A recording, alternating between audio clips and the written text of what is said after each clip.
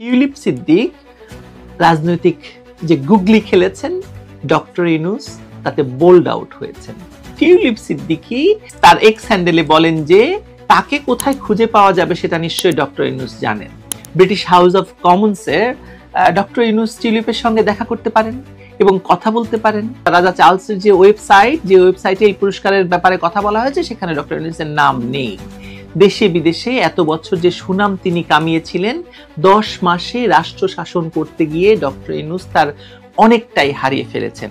এমনকি নোবেলের মর্যাদাও তিনি নষ্ট করে ফেলেছেন ইতিমধ্যে।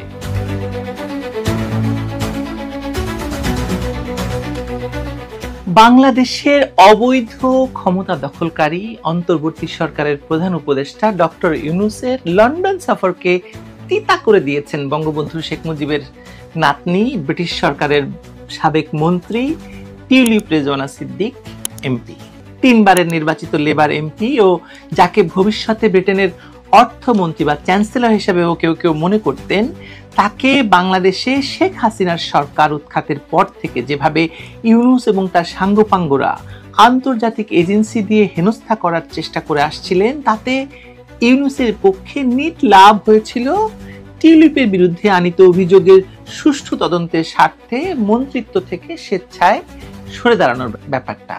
অথচ দেখুন, একজন বাংলাদেশি মেয়ে হিসাবে, বাংলাদেশি বাঙালি নারী হিসাবে ব্রিটিশ সরকারের এত উচ্চ পর্যায়ে যাওয়ার সক্ষমতা এখনো কেউ অর্জন করেনি। এটাতে বাঙালির গর্ব হওয়ার কথা ছিল, কিন্তু কেবলমাত্র বঙ্গবন্ধুর নাতনি এবং শেখ হাসিনার ভাগ্নি বলেই তাকে সেখান থেকে নামানোর জন্য এমন কোনো শক্তি নাই যেটি ডক্টর ইউনূস এবং তার সাঙ্গপাঙ্গরা, শেখ হাসিনার শত্রুরা অ্যাপ্লাই করেনি। এতেই ইউনূসপন্থীদের চূড়ান্ত বিজয় অর্জিত হয়ে গিয়েছে বলে মনে করেছিলেন অনেকেই। দেশে দেশে এই বিজয় উৎসব পালিত হয়েছে ইউনূস শিবিরে। কিন্তু হঠাৎই টিউলিপ সিদ্দিকী এমপির একটি চিঠি গণমাধ্যমে শোরগোল ফেলে দেয়।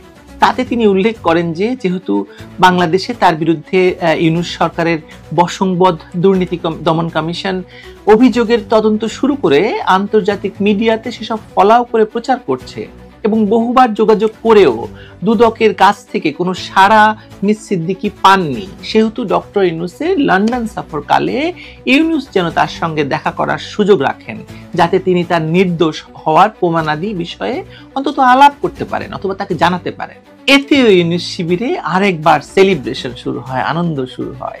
এই যে দেখো শেখ হাসিনার ভাগ্নি এবং এখন ইউনূসের পায়ে ধরতে চাইছে, এরকম স্ট্যাটাস দেওয়া হয়েছে সামাজিক যোগাযোগ মাধ্যমে। এই মাতমের মাঝেই টিউলিপ সিদ্দিকী তার এক্স হ্যান্ডেলে বলেন যে তাকে কোথায় খুঁজে পাওয়া যাবে সেটা নিশ্চয়ই ডক্টর ইউনূস জানেন।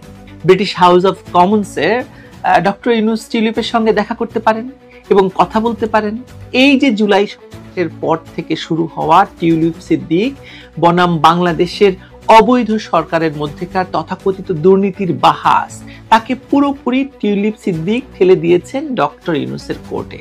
এখন ডক্টর ইউনূস যদি টিউলিপের সঙ্গে বা টিউলিপের এই আহ্বান মেনে নিয়ে টিউলিপের সঙ্গে দেখা করেন এবং টিউলিপকে তার বক্তব্য উপস্থাপনের সুযোগ দেন, তাহলে মিডিয়ার কাছে টিউলিপের বক্তব্য স্পষ্টভাবে পৌঁছার সুযোগ তৈরি হবে।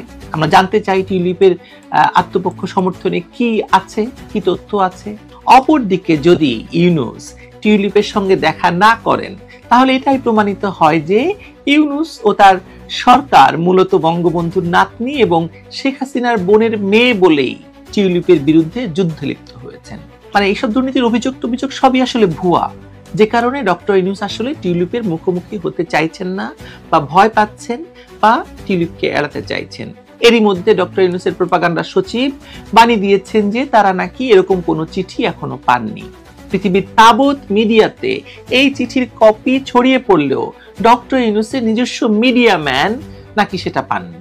কিন্তু ডক্টর ইউনূস শিবির থেকে টিউলিপের এই আহ্বানকে উড়িয়ে দিয়ে যেভাবে প্রচারণা শুরু হয়েছে এরই মধ্যে, তাতে মনে হচ্ছে ডক্টর ইউনূসকে টিউলিপের সঙ্গে দেখা না করার পরামর্শ দেওয়া হচ্ছে এক প্রকারের। এতে বোঝা যাচ্ছে যে ডক্টর ইউনূস আসলে টিউলিপের এই আহ্বানে সাড়া দেবেন না, তিনি বৈঠকটি করবেন না। আসলে 10 মাসের শাসনকালে 21তম বার বিদেশ সফরে এসে এবার ডক্টর ইউনূস মূলত লন্ডনে আসছেন নিজের আখের গোছাতেই বা নিজের স্বার্থকে সংরক্ষিত করতে। এতে যেমন বলা হয়েছে যে মানে সরকারের পক্ষ থেকে বলা হয়েছে যে রাজা চার্লসের পক্ষ থেকে একটি বিরাট পুরস্কার গ্রহণ এবং প্রধানমন্ত্রী কিয়ার স্টারমারের সঙ্গে বৈঠকে যোগ দেবেন ডক্টর ইউনূস। যদিও এই বৈঠক নিছক সৌজন্য সাক্ষাৎ কোনো দ্বিপাক্ষিক বৈঠক নয়, যথারীতি এর আগের মানে সফরগুলোর মতোই দ্বিপাক্ষিক বৈঠকের কথা বলা হলেও সেসব হয়নি। আর এর মধ্যে এই যে পুরস্কারের কথা সেটাও নাকি ভুয়া, কারণ রাজা চার্লসের যে ওয়েবসাইটে এই পুরস্কারের ব্যাপারে কথা বলা হয়েছে সেখানে ডক্টর ইউনূসের নাম নেই। এর মধ্যে টিউলিপের সঙ্গে বৈঠকটি কিন্তু হতো একটি কাজের কাজ, সেটি সম্ভাবনা আসলে ক্ষীণ, সে কথা তো আমি আগেই বলেছি। তবে বাকি যে বৈঠকগুলোর কথা ইউনূসের সরকারের পক্ষ থেকে বলা হয়েছে সেগুলো অনুষ্ঠিত হওয়া নিয়ে সন্দেহ দেখা দিয়েছে। বিশেষ করে যে পুরস্কারের কথা বললাম সেখানে তো ওনার নাম নেই, সুতরাং উনি পুরস্কারটি পাচ্ছেন কি পাচ্ছেন না আমরা জানি না। তাকে যে সংবর্ধনা দেওয়ার কথা হচ্ছিল, নাগরিক সংবর্ধনা, সেটিও নাকি বাতিল করা হয়েছে, সত্য মিথ্যা জানি না। সেটা হয়তো ডক্টর ইউনূস ম্যানেজ করে ফেলবেন। কিন্তু দেশি বিদেশি মিডিয়ায় টিউলিপের আহ্বানকে অগ্রাহ্য করার কোন যুক্তি ডক্টর ইউনূস তার প্রোপাগান্ডা সচিব দেন সেটা আসলে দেখার বিষয়। আমি দেখতে পাচ্ছি শেখ হাসিনার বিরুদ্ধে ক্রমাগত মিথ্যা তথ্য এবং মিথ্যাচার দিয়ে লড়তে গিয়ে ডক্টর ইউনূস এবং তার সাঙ্গপাঙ্গদের শক্তি ক্রমশ ফুরিয়ে আসছে। বয়সটা তো হিসাব করতে হবে, 84 বছর বয়সে কাহাতাও কার এরকম যুদ্ধে লড়া যায় বলুন? দেশে বিদেশে, তাও মিথ্যাচারের উপর ভিত্তি করে। দেশে বিদেশে এত বছর যে সুনাম তিনি কামিয়েছিলেন, 10 মাসে রাষ্ট্র শাসন করতে গিয়ে ডক্টর ইউনূস তার অনেকটাই হারিয়ে ফেলেছেন। এমনকি নোবেলের মর্যাদাও তিনি নষ্ট করে ফেলেছেন ইতিমধ্যে। এইবার টিউলিপ সিদ্দিক রাজনৈতিক যে গুগলি খেলেছেন, ডক্টর ইউনূস তাতে বোল্ড আউট হয়েছেন এবং তার থোতা মুখ ভোতা হওয়াটা আমরা দেখতে পাচ্ছি বলে মনে হচ্ছে। দেখুন আর দেখতে থাকুন ভাইরা, চলিতেছে সার্কাস।